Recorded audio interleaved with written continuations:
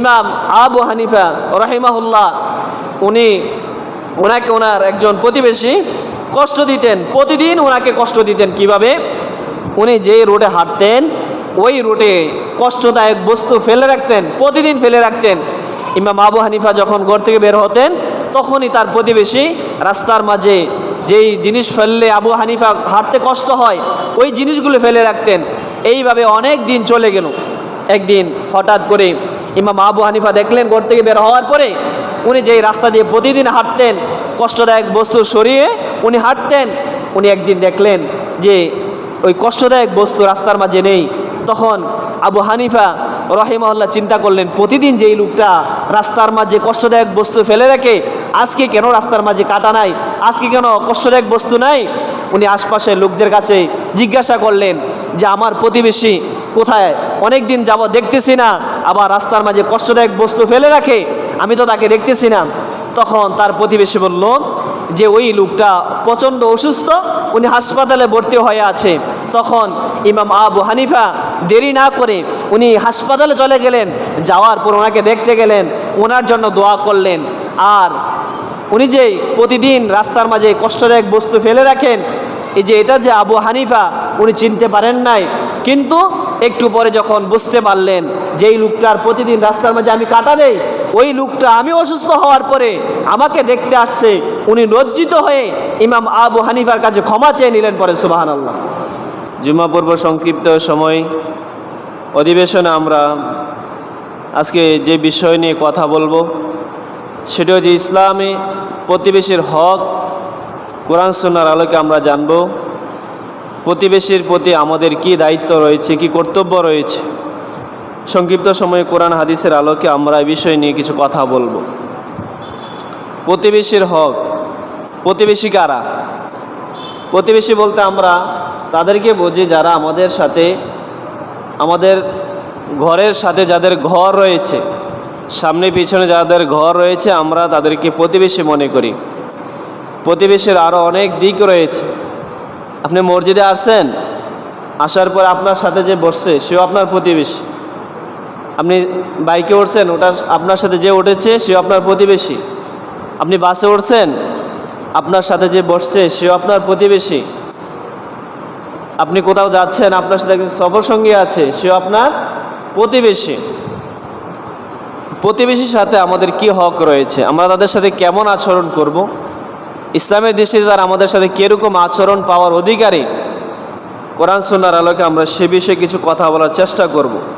যে কথাগুলো বললে শুনলে দুনিয়া এবং আখিরাতে আমরা উভয় জগতে কল্যাণ লাভ করতে পারি। আল্লাহ তৌফিক দান করুন, বলি আল্লাহুম্মা আমিন। সম্মানিত হাজিরিন, আল্লাহ সুবহানাহু ওয়া তাআলা সূরা নিসার 36 নম্বর আয়াতে বলছেন, ওয়া'বুদুল্লাহ, তোমরা আল্লাহর ইবাদত করো, ওয়ালা তুশরিকু বিহি শাইআ, আর তোমরা আল্লাহর সাথে কাউকে শরীক করিও না, ওয়াবিল ওয়ালিদাইনি ইহসানা, আর তোমাদের পিতামাতার সাথে তোমরা ইহসান করো, ওয়াবিদিল কুরবা ওয়াল ইয়াতামা ওয়াল মাসাকিন, আল্লাহ বলছেন আত্মীয় স্বজন, এতিম, অভাবগ্রস্ত, নিকট প্রতিবেশী, দূর প্রতিবেশী। আল্লাহ বলছেন ওয়াল জারিদিল জুনুবি ওয়াস সাহিবি বিল জামবি ওয়াবনিস সাবিল, আল্লাহ বলছেন আত্মীয় স্বজন, নিকট আত্মীয়, দূর প্রতিবেশী, সঙ্গী সাথী, মুসাফির। আল্লাহ বলছেন ওয়ামা মালাকাত আইমানুকুম, আর তোমাদের অধীনস্থ যে তোমাদের দাস দাসী রয়েছে তোমরা তাদের সাথে ভালো আচরণ করো। ইন্নাল্লাহা লা ইউহিব্বু মান কানা মুখতালান ফখুরা, আল্লাহ বলছেন যারা অহংকারী, যারা দাম্ভিক, যারা অহংকার করে, যারা তার নিকটাত্মীয়ের সাথে ভালো আচরণ করে না, প্রতিবেশীর সাথে ভালো আচরণ করে না, মুসাফিরের সাথে ভালো আচরণ করে না, আল্লাহ বলছেন যারা অহংকার করে আমি আল্লাহ সেই অহংকার পছন্দ করি না। যারা অহংকার করে আমি আল্লাহ তাদেরকে পছন্দ করি না। পড়েন নাউজুবিল্লাহ। সম্মানিত হাজিরিন, আল্লাহ রাব্বুল আলামিনের ইবাদতের সাথে আল্লাহ রাব্বুল আলামিন অনেকগুলো জিনিস একত্র করেছেন, যে যেমনিভাবে আমার ইবাদত করবে, আমার সাথে কাউকে শরীক করবে না, তোমার আত্মীয় স্বজন, নিকট আত্মীয়, আত্মীয় স্বজন যারা আছে, মুসাফির, প্রতিবেশী যারা আছে তাদের সাথে তোমরা ভালো আচরণ করো, পিতামাতার সাথে তোমরা ইহসান করো, আল্লাহ বলছেন ওয়ামা মালাকাত আইমানুকুম, আর তোমাদের অধীনস্থ যারা আছে তোমরা তাদের সাথে ভালো আচরণ করো। ইন্নাল্লাহা লা ইউহিব্বু মান কানা মুখতালান ফখুরা, আর যারা ফখর করে অহংকার করে আল্লাহ সুবহানাহু ওয়া তাআলা তাদেরকে ভালোবাসেন না, পারেন না, আউযুবিল্লাহ। সম্মানিত হাজিরিন, হাদিসে আসছে রাসূলুল্লাহ সাল্লাল্লাহু আলাইহি ওয়াসাল্লাম বলছেন, কারো ভিতরে যদি ঈমান থাকে, কারো প্রতি যদি কারো অন্তরে যদি ঈমান থাকে, রাসূল বলছেন ওই ব্যক্তির দ্বারা কোনো মানুষ কষ্ট পাবে না। রাসূল আকরাম সাল্লাল্লাহু আলাইহি ওয়াসাল্লাম বলছেন, মান কানা ইউমিন বিল্লাহি ওয়াল ইয়াউমিল আখির ফালইয়াকুল খায়রান আও লিয়াসমুত। রাসূল বলছেন, তোমরা যারা আল্লাহর প্রতি এবং পরকালের প্রতি বিশ্বাস রাখো, ঈমান আনো, তোমরা যদি আল্লাহর প্রতি ঈমান আনো তাহলে তোমরা ভালো কথা বলো, কল্যাণমূলক কথা বলো। আর যদি তোমরা আল্লাহর প্রতি ঈমান এনে থাকো, তোমাদের কাজ হচ্ছে যদি কল্যাণমূলক কথা বলতে না পারো তাহলে তোমরা চুপ থাকো। রাসূল আবার বলছেন, ওয়ামান কানা ইউমিন বিল্লাহি ওয়াল ইয়াউমিল আখির ফালা ইউজিজারহু। রাসূল বলছেন, যদি তোমরা আখিরাতের প্রতি, পরকালের প্রতি, আমার প্রতি যদি তোমরা ঈমান আনো, বিশ্বাস স্থাপন করো, তাহলে তোমাদের কাজ হচ্ছে তোমাদের দ্বারা যেন তোমাদের কোনো প্রতিবেশী কষ্ট না পায়। রাসূল আবার বলছেন, ওয়ামান কানা ইউমিন বিল্লাহি ওয়াল ইয়াউমিল আখির ফালইউকরিম দাইফা। রাসূল বলছেন, তোমরা যদি আমার প্রতি, আখিরাতের প্রতি ঈমান এনে থাকো, বিশ্বাস স্থাপন করে থাকো, তাহলে তোমরা তোমাদের মেহমানকে সম্মান করো, পড়েন সুবহানাল্লাহ। প্রচণ্ড গরম, বাহিরে সারাদিন পরিশ্রম করার পরে মসজিদে আসার পরে আমাদের ঘুম চলে আসে না নাই? বাড়িতে আপনি ঘুমাতে পারবেন না, প্রচণ্ড গরম, বিল্ডিংও শান্তি নাই, টিনের চালও শান্তি নাই। আপনি ঘরে কাজ করতেছেন, খামারে কাজ করতেছেন, জমিতে কাজ করেন, প্রচণ্ড গরম, ঘুম আসে না। মসজিদে আসছেন, আলহামদুলিল্লাহ, অনেকের ঘুম চলে আসছে। তাহলে সময় কিন্তু সংক্ষিপ্ত, আমরা কিছু কথা জানবো। প্রতিদিন তো আর এইভাবে আলোচনা হয় না, মনোযোগ সহকারে আমরা কিছু কথা শোনার চেষ্টা করব। রাসূল বলছেন, যদি তোমরা আমার প্রতি, আখিরাতের প্রতি ঈমান আনো, তোমাদের প্রথম কাজ হচ্ছে যদি তোমরা পারো ভালো কথা বলো, আর না হয় চুপ থাকো। রাসূল আবার বলছেন, যদি তোমরা আখিরাতের প্রতি ঈমান আনো, পরকালের প্রতি বিশ্বাস স্থাপন করো, তাহলে তোমরা তোমাদের দ্বারা যেন তোমাদের প্রতিবেশী কষ্ট না পায়। রাসূল আবার বলছেন, ওয়ামান কানা ইউমিন বিল্লাহি ওয়াল ইয়াউমিল আখির ফালইউকরিম দাইফা। রাসূল বলছেন, আমার প্রতি যদি তোমরা ঈমান এনে থাকো, পরকালের প্রতি যে বিশ্বাস স্থাপন করে থাকো, তাহলে তোমাদের ঘরে যখন মেহমান আসে তাদেরকে তোমরা সম্মান করো, পড়েন সুবহানাল্লাহ। আমার ভাইয়েরা, তাহলে বর্তমান সময়ে দেখা যায় আমরা অনেক বাজে কথা বলি, কথা যেখানে না বলা দরকার সেখানেও বলে ফেলি। আমরা বন্ধু বান্ধব যখন একত্র হই তখন বিভিন্ন বাজে কথা আমাদের মুখ দিয়ে চলে আসে না নাই? এজন্য রাসূল বলছেন, তোমরা যদি ঈমান এনে থাকো, আমার প্রতি, পরকালের প্রতি সুন্দর কথা বলো, আর না হয় চুপ থাকো। রাসূল আবার বলছেন, যদি আমার প্রতি ঈমান এনে থাকো, তাহলে তোমাদের দ্বারা যেন তোমাদের প্রতিবেশী কষ্ট না পায়। রাসূল আবার বলছেন, যদি তোমরা আমার প্রতি, আখিরাতের প্রতি, আল্লাহর প্রতি ঈমান এনে থাকো, তাহলে তোমাদের ঘরে যখন মেহমান আসবে তোমরা তাদেরকে সম্মান করো, পড়ে সুবহানাল্লাহ। রাসূলুল্লাহ সাল্লাল্লাহু আলাইহি ওয়াসাল্লাম এর কাছে একজন সাহাবী এসে বলল, ইয়া রাসূলুল্লাহ, ইয়া হাবিবাল্লাহ, আমার প্রতিবেশী কষ্ট দেয়, আমাকে অনেক নির্যাতন করে। তখন রাসূল বলছেন, তুমি ধৈর্য ধারণ করো। আবার কিছুদিন যাওয়ার পরে আসছে, বলছে, ইয়া রাসূলুল্লাহ, ইয়া হাবিবাল্লাহ, আমার যে প্রতিবেশী আসে সে আমাকে কষ্ট দেয়। রাসূল বলছে, তুমি ধৈর্য ধারণ করো। তৃতীয় দিন আসছে, ইয়া রাসূলুল্লাহ, ইয়া হাবিবাল্লাহ, আমার প্রতিবেশী আমাকে কষ্ট দেয়। তখন রাসূলুল্লাহ সাল্লাল্লাহু আলাইহি ওয়াসাল্লাম বলছেন যে, তোমার ঘরে যত মাল সামানা রয়েছে সব মাল সামানা তুমি রাস্তার মাঝে বের করে দাও। যখন ওই সাহাবী ঘরে এসে তার মাল সামানা যত আছে সব রাস্তার মাঝে বের করে দিলেন, সব মানুষ একত্র হয়ে বলতেছে, কি ব্যাপার, তোমার ঘরে সব মাল সামানা তুমি ঘর থেকে বের করে দিয়েছো? বলছে, আমি রাসূলের কাছে প্রথম দিন গেলাম, যাওয়ার পর ইয়া রাসূলুল্লাহ, প্রতিবেশী আমাকে কষ্ট দেয়। রাসূল বলেন, ধৈর্য ধারণ করো। তারপরে আমি ধৈর্য ধারণ করলাম, আবার গেলাম, আবার কষ্ট দিচ্ছে, আমি রাসূলের কাছে আবার গেলাম। রাসূল বলছেন, ধৈর্য ধারণ করো। আবার রাসূলের কাছে গেলাম, যাওয়ার পরে রাসূল বলছেন যে, তোমার প্রতিবেশী কষ্ট দেয়, তুমি তোমার সব মাল সামানা ঘর থেকে বের করে তার ঘরের সামনে রাখো। তখন সমস্ত লোক যখন একত্র হয়ে জড়ো হয়ে গেল, তখন সব মানুষ মিলে তাকে অভিশাপ দেওয়া শুরু করে দিয়েছে, বলেন নাউজুবিল্লাহ। প্রিয় ভাইয়েরা, তাহলে আমার ঘরের সাথে যে আছে তার সাথে আমার আচরণটা কেমন হচ্ছে? আমি মসজিদে আসার পরে যে আমার সাথে বসছে তার সাথে আমার আচরণটা কেমন হচ্ছে? রিক্সাতে ওঠার পরে আমার সাথে যে বসছে তার সাথে আমার আচরণটা কেমন হচ্ছে? বাসে ওঠার পরে আমার সাথে যে বসছে তার সাথে আমার আচরণটা কেমন হচ্ছে? রাসূল বলছেন, তোমার প্রতিবেশী যদি বলে তুমি ভালো, আল্লাহ তোমাকে ভালো বলবে, করে সুবহানাল্লাহ।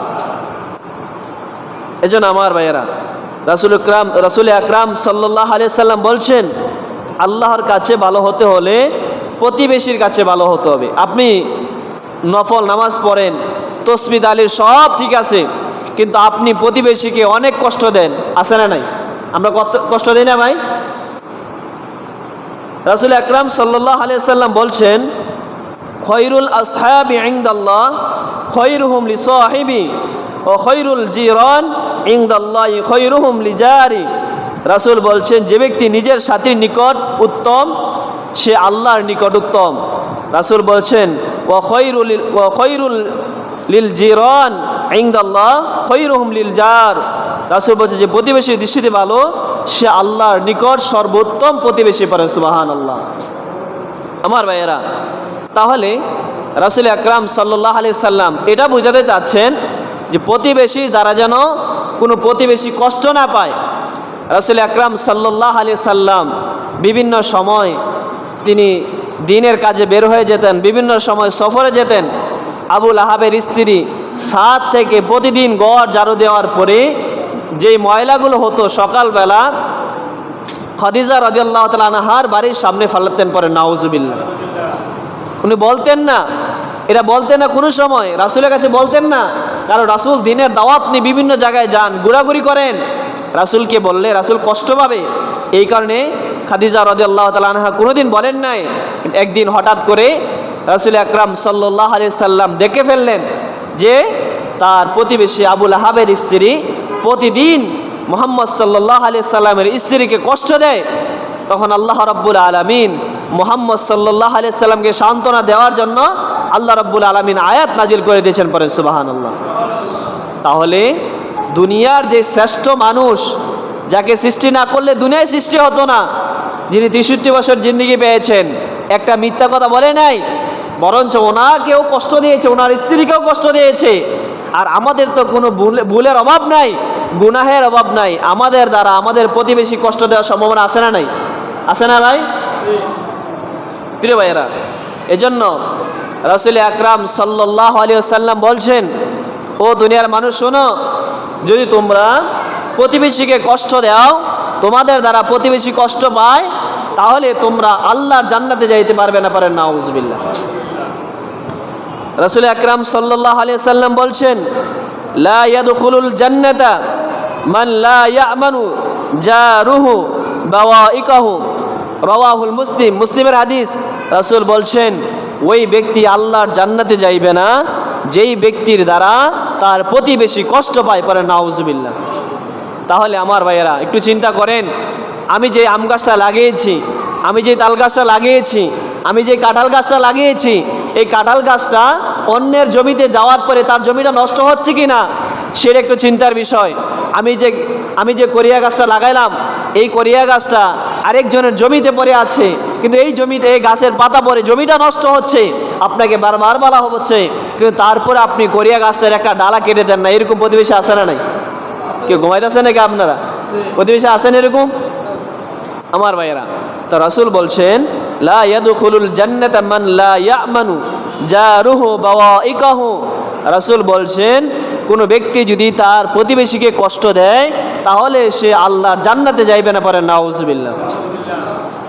আমার ভাইয়েরা, রাসূল আকরাম সাল্লাল্লাহু আলাইহি সাল্লাম আরো বলেছেন, প্রতিবেশী যখন কষ্ট দেয় তখন তোমাকে কষ্ট সহ্য করতে হবে, আর যদি তুমি কষ্ট দেওয়ার পরে তুমি যদি সবর করো, এই সবরের মাধ্যমে তোমাকে যে কষ্ট দিয়েছে তারও মৃত্যু হবে, আবার তোমারও মৃত্যু হবে। মৃত্যুর মাধ্যমে দুজনের সংসার, আত্মীয় স্বজন বিচ্ছেদ হবে।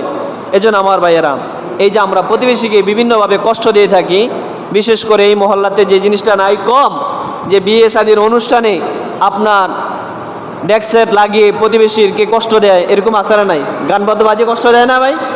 এভাবে আমরা কষ্ট দিয়ে থাকি অনেক জিনিস দিয়ে।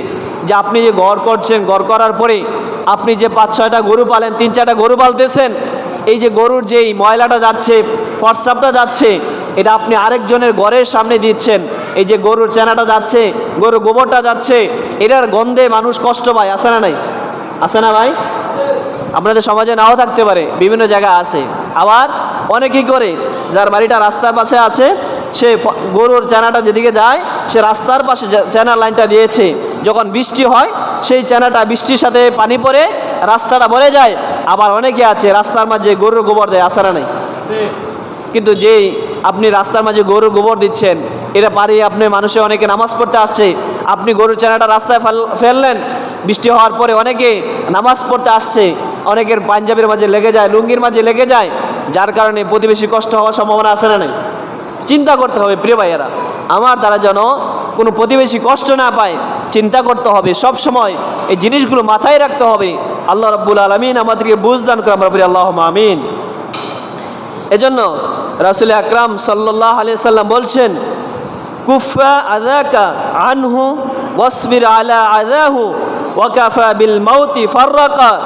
রাসূল বলছেন, কুফা আযাকা আনহু, যখন তোমার প্রতিবেশী তোমাকে কষ্ট দেয়, তাহলে তুমি তাকে কষ্ট দিও না। তারপর রাসূল বলছেন, ওয়াসবির আলা আযাহু, আর যখন সে তোমাকে কষ্ট দেয়, তুমি ধৈর্য ধারণ করো। রাসূল বলছেন, ওয়া কাফা বিল মাউতি ফাররাকা, রাসূল বলছেন, মৃত্যুর মাধ্যমে তোমাদের দুজনের সম্পর্ক বিচ্ছেদ হয়ে যাবে। অতএব তুমি যদি তাকে কষ্ট দাও আর মৃত্যু হয়ে যায়, সে যদি তোমাকে মাফ না করে, তাহলে রাসূল বলছেন ওই ব্যক্তি আল্লাহর জান্নাতে যাইবে না, পারেন না, আউযুবিল্লাহ। প্রিয় ভাইয়েরা, অনেক সাংঘাতিক বিষয়। ইমাম আবু হানিফা রাহিমাহুল্লাহ, ওনাকে ওনার একজন প্রতিবেশী কষ্ট দিতেন, প্রতিদিন ওনাকে কষ্ট দিতেন। কিভাবে? উনি যে রোডে হাঁটতেন, ওই রোডে কষ্টদায়ক বস্তু ফেলে রাখতেন, প্রতিদিন ফেলে রাখতেন। ইমাম আবু হানিফা যখন ঘর থেকে বের হতেন, তখনই তার প্রতিবেশী রাস্তার মাঝে যেই জিনিস ফেললে আবু হানিফা হাঁটতে কষ্ট হয়, ওই জিনিসগুলো ফেলে রাখতেন। এইভাবে অনেক দিন চলে গেল।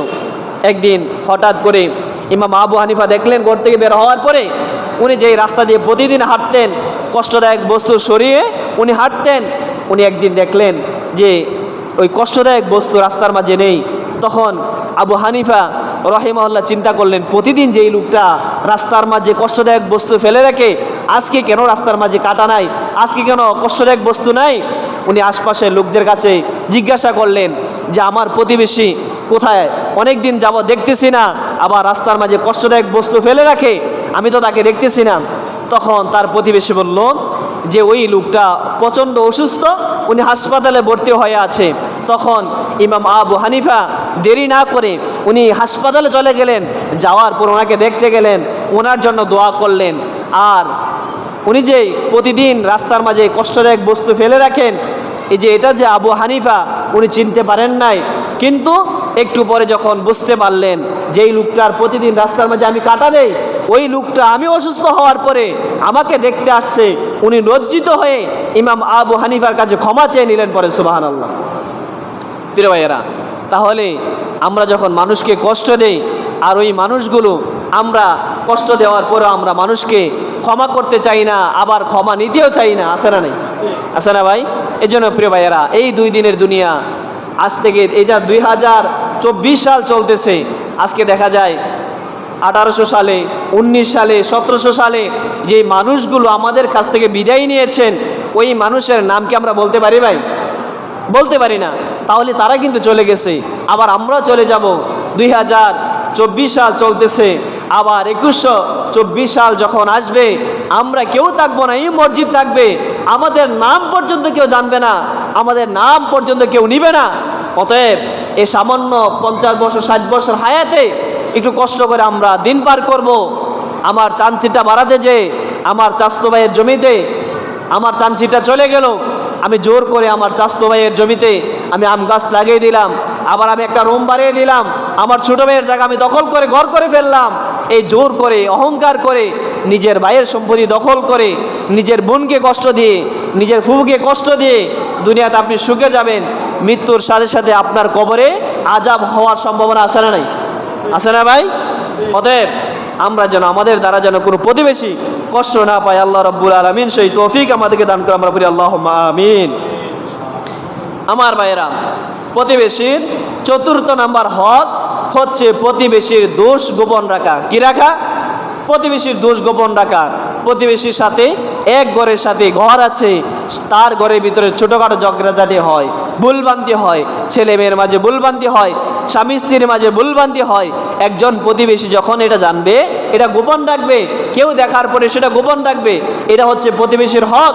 প্রিয় ভাইয়েরা, আজকে আমরা প্রতিবেশী যখন একটা ছোট্টখাটো ভুল করে সেটা আমরা গোপন রাখতে পারি না, আমরা প্রচার মন্ত্রীর দায়িত্ব নিয়ে আমরা এলাকার মাঝে প্রচার করি, আছে না নাই?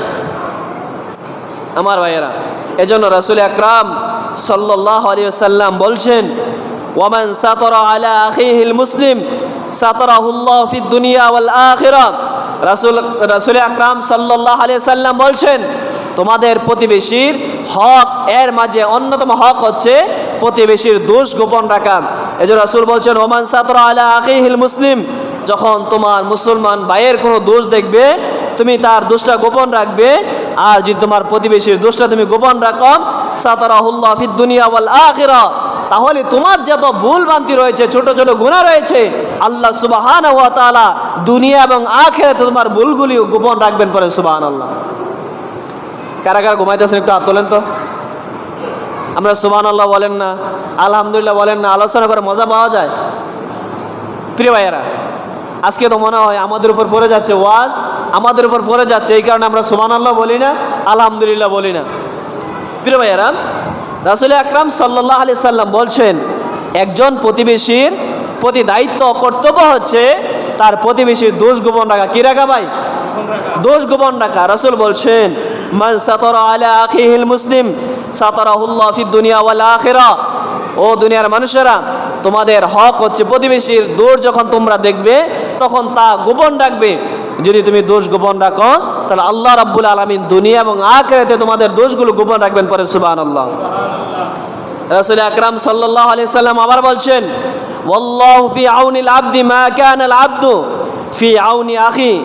রাসূল আকরাম সাল্লাল্লাহু আলাইহি সাল্লাম বলছেন, যখন কোনো প্রতিবেশী, যখন কোনো বন্ধু অথবা যখন কোনো ভাই তার কোনো অপর ভাইয়ের বিপদে আগেই আসে, তাকে সহযোগিতা করে, একজন ভাই যখন আরেকজন ভাইকে সহযোগিতা যতক্ষণ করবে, আল্লাহ সুবহানাহু ওয়া তাআলা তাকে সহযোগিতা করবেন। পরে সুবহানাল্লাহ।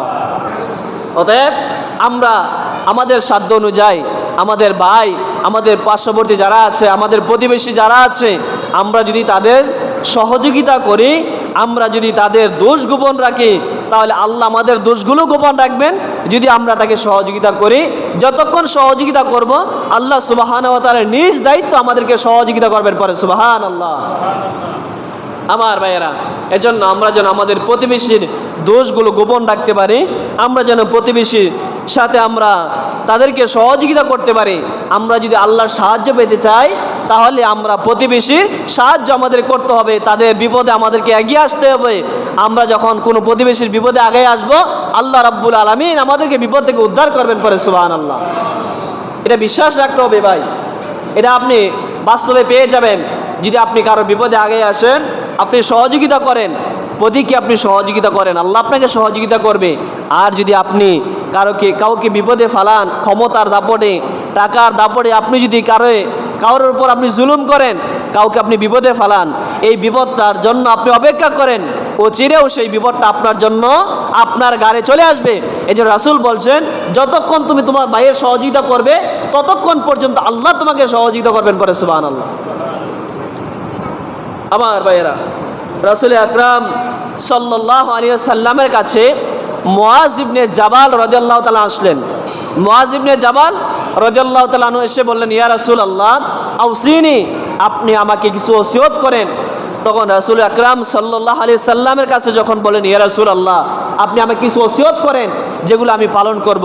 রাসূল সাল্লাল্লাহু আলাইহি সাল্লাম বলছেন, ক্বালা ইত্তাকিল্লাহ হাইসুমা কুনতু আও আইনামা কুনতা। রাসূল বলছেন, তুমি প্রকাশ্যে গোপনে সব সময় আল্লাহর ভয় তোমার অন্তরে লালন করবে।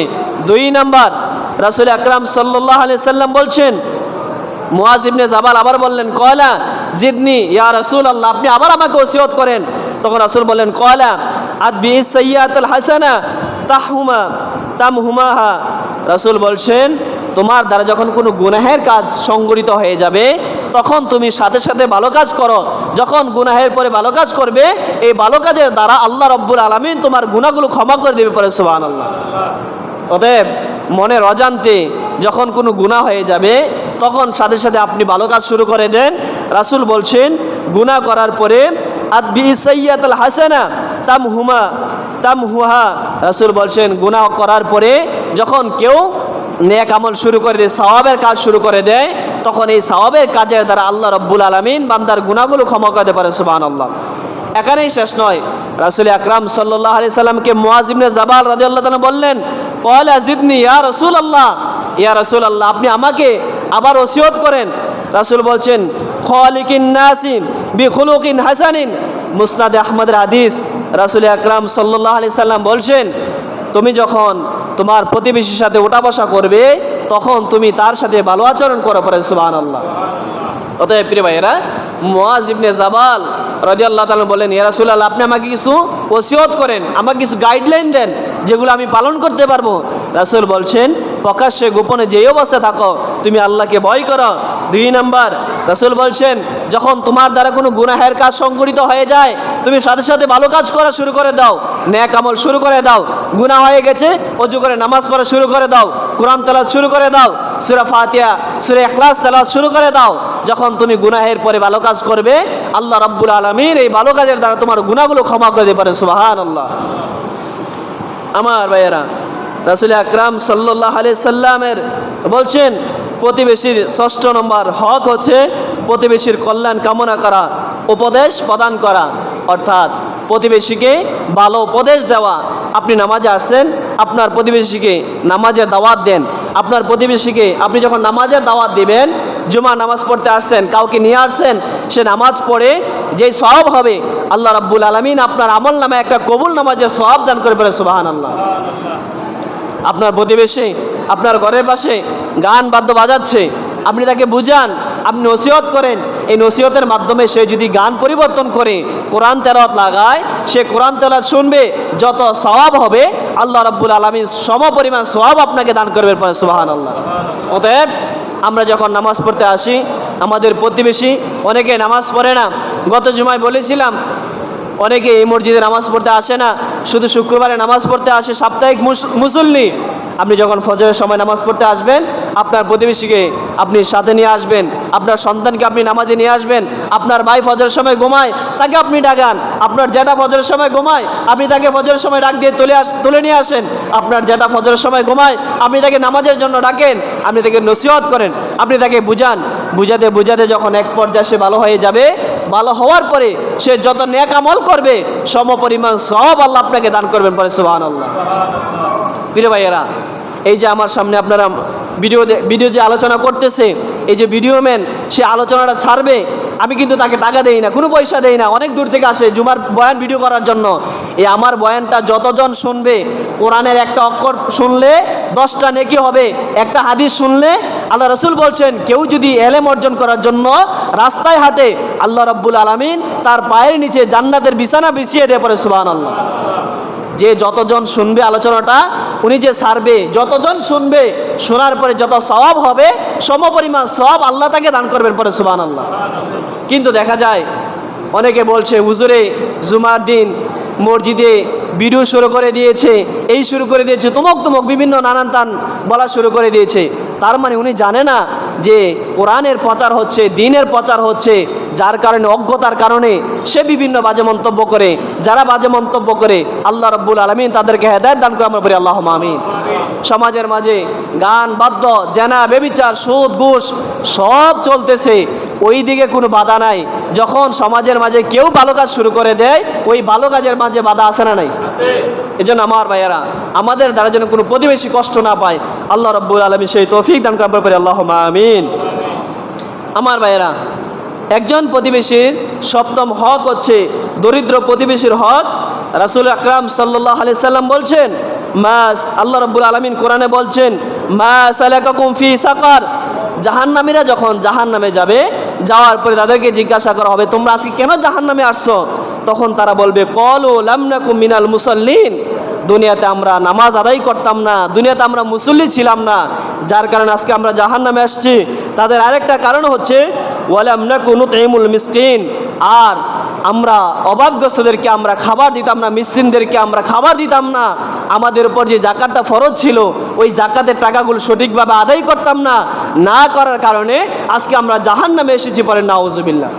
প্রতিবেশীর অন্যতম হক হচ্ছে খাবার পরিবেশন করলে, আপনি খাবার পাক করেছেন, রাসূল বলছেন তুমি যখন তরকারি পাক করবে তখন তরকারির মাঝে একটু পানি বেশি করে দাও, তোমার প্রতিবেশী একটু ঝোল পাঠিয়ে দাও। এরার মাঝে আল্লাহ রাব্বুল আলামিন একজনের মাঝে আরেকজনের মাঝে ভালোবাসা সৃষ্টি করে দেন। পরে সুবহানাল্লাহ। তারপরে রাসূল আকরাম সাল্লাল্লাহু আলাইহি সাল্লাম 8 নম্বর হক হচ্ছে হাদিয়া আদান প্রদান করা। রাসূল আকরাম সাল্লাল্লাহু আলাইহি সাল্লাম বলছেন, তাহাদু তাহাব্বু, রাসূল বলছেন তোমরা হাদিয়া আদান প্রদান করো। আপনি বাজার থেকে নতুন একটা ফল আসছে, আপনি ফল আনছেন, ঘরে আনছেন, আনার পরে আপনার প্রতিবেশী যারা আছে তাকে একটু ফল দিলেন, তার ঘরে যদি ফল আনে আপনার ঘরে দিলেন, এইভাবে হাদিয়া আদান প্রদান করলে রাসূল বলছেন একজন আরেকজনের মাঝে আল্লাহ রাব্বুল আলামিন ভালোবাসা সৃষ্টি করে দেয়। পরে সুবহানাল্লাহ। তারপরে 9 নম্বর হক হচ্ছে রাসূল বলছেন তোমার প্রতিবেশী যখন অসুস্থ হবে তখন তুমি দেখতে যাবে, এটা হচ্ছে একজন প্রতিবেশীর একটা হক, এটা আমার হক। আমার প্রতিবেশী যখন অসুস্থ হবে আমি তাকে দেখতে যাব, আর যখন আমি অসুস্থ হব আমার প্রতিবেশী দেখতে আসবে, এটা হচ্ছে প্রতিবেশীর হক। রাসূল আকরাম সাল্লাল্লাহু আলাইহি সাল্লাম বলছেন কোনো ব্যক্তি যদি সকালবেলা কোনো অসুস্থ ব্যক্তিকে দেখতে যায়, সন্ধ্যা হওয়ার আগ পর্যন্ত 70,000 ফেরেশতা তার জন্য দোয়া করতে থাকে। পরে সুবহানাল্লাহ। কয় হাজার? সবাই বলেন কয় হাজার? 70,000। আপনার ভাইয়ের জ্বর উঠছে অথবা তার পাটার মাঝে ব্যথা পেয়েছে, সে মসজিদে আসতে পারে না, অসুস্থ, ঘরে শুয়ে আছে, আপনি সকাল ফজরের নামাজের পরে গেলেন, মাগরিব হওয়ার আগ পর্যন্ত 70,000 ফেরেশতা আপনার জন্য দোয়া করতে থাকবে। পরে সুবহানাল্লাহ। আর যদি আপনি মাগরিবের নামাজের পরে আপনি কোনো অসুস্থ ব্যক্তিকে দেখতে যান, ফজরের আগ পর্যন্ত 70,000 ফেরেশতা আপনার জন্য দোয়া করতে থাকবে। পরে সুবহানাল্লাহ। এই জন্য আমার ভাইয়েরা, আমরা যেন অসুস্থ ব্যক্তিকে প্রতিবেশীকে দেখতে যাইতে পারি, আল্লাহ তৌফিক আমাদেরকে দান করে, আমরা বলি আল্লাহুম্মা আমিন। 10 নম্বর হক হচ্ছে প্রতিবেশীর জমি দখল না করা, প্রতিবেশীর জমির আইল না ঠেলা। এর অভ্যাস আমাদের মাঝে আছে না নাই? এটা কমন বিষয় পড়ে গেছে আমাদের প্রত্যেকের মাঝে, এই খাসলতটা আছে। প্রতিবেশীর জমি দখল করা, প্রতিবেশীর আইল ঠেলা, প্রতিবেশীর জমিতে তার নিজের গাছ লাগিয়ে দেওয়া, নিজের গাছ দিয়ে প্রতিবেশীর জায়গা নষ্ট করা। আল্লাহ রাসূল সাল্লাল্লাহু আলাইহি সাল্লাম বলছেন, মান আখাযা শিবরান মিনাল আরদি যুলমান তুওয়াক্কাহুম ইয়াউমাল কিয়ামাতি 70 আরদিনা।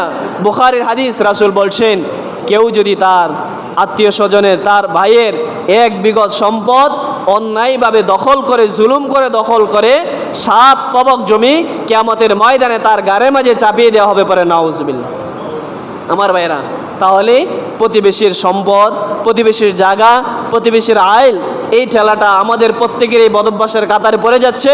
দিন দিন নিজের ভাইয়ের সম্পত্তি দখল করে নিচ্ছি, বোনের সম্পত্তি দখল করে নিচ্ছি, ফুফুর সম্পত্তি আমরা দখল করে নিচ্ছি। আল্লাহ রাব্বুল আলামিন যেন আমাদেরকে সেই মন মানসিকতা তৈরি করে দেয়, যে এই মন মানসিকতা দিয়ে আমার ছোট ভাইয়ের সম্পত্তি যেন, আমার বোনের সম্পত্তি যেন সঠিকভাবে বন্টন করে দিতে পারে। আল্লাহ তৌফিক আমাদেরকে দান করে, আমরা বলি আল্লাহুম্মা আমিন। তাহলে প্রতিবেশীর হক আজকে জুমাতে আমরা জানলাম, প্রতিবেশীর হক আদায় করা। যারা প্রতিবেশীর সাথে ভালো আচরণ করে, রাসূল বলছেন সমাজের কাছে যারা ভালো তারা আল্লাহর কাছে ভালো, আর যারা প্রতিবেশীর কাছে ভালো নয় তারা আল্লাহর কাছে ভালো নয়, আর যারা প্রতিবেশীর সাথে ভালো আচরণ করবে তারা আল্লাহর জান্নাতে যাইবে। পরে সুবহানাল্লাহ। আর যারা প্রতিবেশীকে কষ্ট দেয়, প্রতিবেশী সম্পদ দখল করে, তারা আল্লাহর জান্নাতে যাইতে পারবে না। পরে নাউজুবিল্লাহ। আল্লাহ। আমার ভাইয়েরা, বলেছিলাম প্রতিবেশী